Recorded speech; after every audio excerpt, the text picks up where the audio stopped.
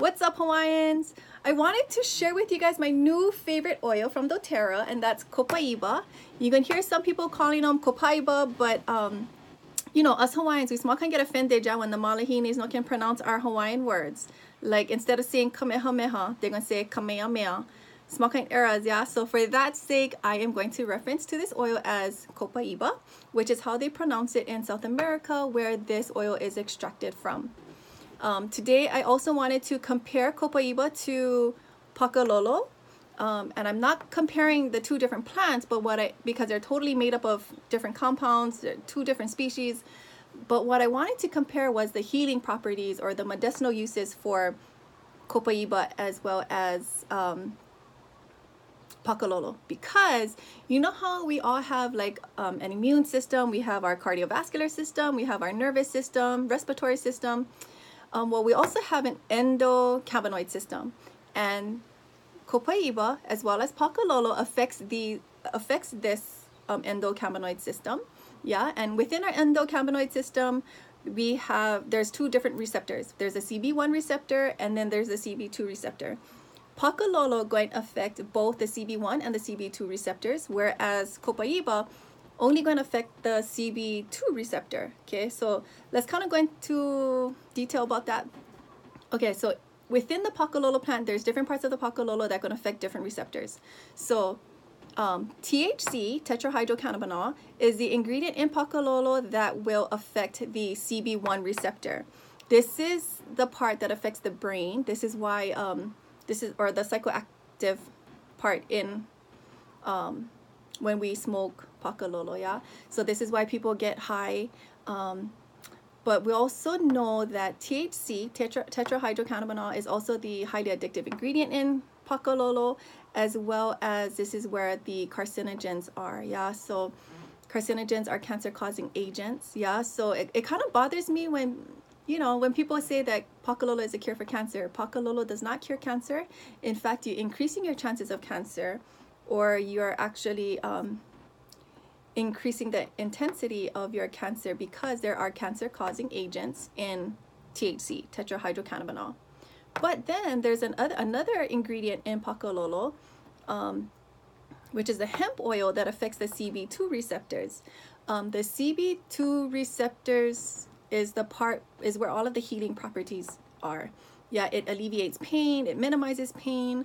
So there are medicinal uses for the Pakalolo plant if you're just extracting the if you're just extracting the hemp oil, which affects the CB2 receptors, okay?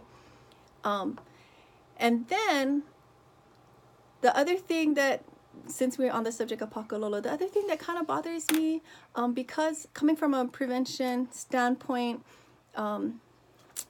I'm a substance abuse prevention specialist, and I also supervise a drug treatment facility for youth, but it's a health and wellness prevention center. So of course I have a passion for educating youths about, you know, the harmful effects of drugs and alcohol, but we're not going to even go into that. But the other thing that I hear the kids say is, why Pakalolo safe? Because it's natural. That's what my mother said. Hello, poison ivy is natural, but that doesn't mean you're going to be rolling around in poison ivy, right, people? Anyways, I just needed to get that off my chest.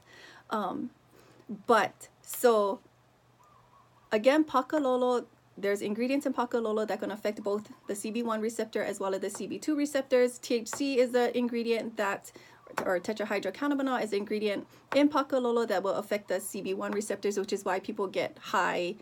And then hemp oil in Pakalolo or in marijuana is the ingredient that affects our CB2 receptors, which is why we can, and there's good things that can happen when you affect your CB2 receptors, such as it alleviating pain, helping to boost your immune system, things like that. Copaiba affects only the CB2 receptors. So when you use Copaiba as within your daily routine, it won't affect it won't make you high because it doesn't affect your CB1 receptors, but it will help to minimize pain. It'll help you and we're talking about like headaches, body aches.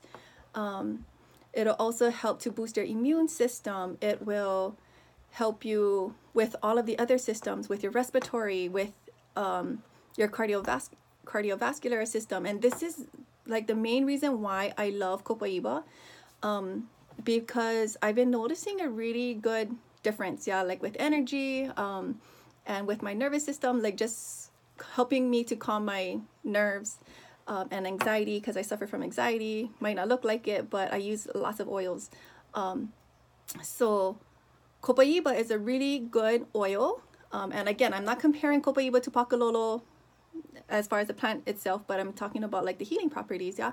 But you can use Copaiba topically, aromatically, internally, and I use it internally, as well as topically. I haven't diffused it yet, but because I love the way that it is, that the effects that I have using them. But I just wanted to share this with you guys because I love this new oil. This is my new favorite oil. Helps with all kinds of different things. I'm not going to go into detail any further than this just because it'll be a long video. But I was thinking about doing a giveaway. I'm not too sure. Just kind of stay tuned to this because maybe I'm thinking if you guys share this video, I don't know, you could win a bottle of Copaiba. But yeah, that's about it. I just wanted to share this with you guys and hope you guys had a very Merry Christmas and have a Happy New Year. Catch you guys later. Peace out. Aloha.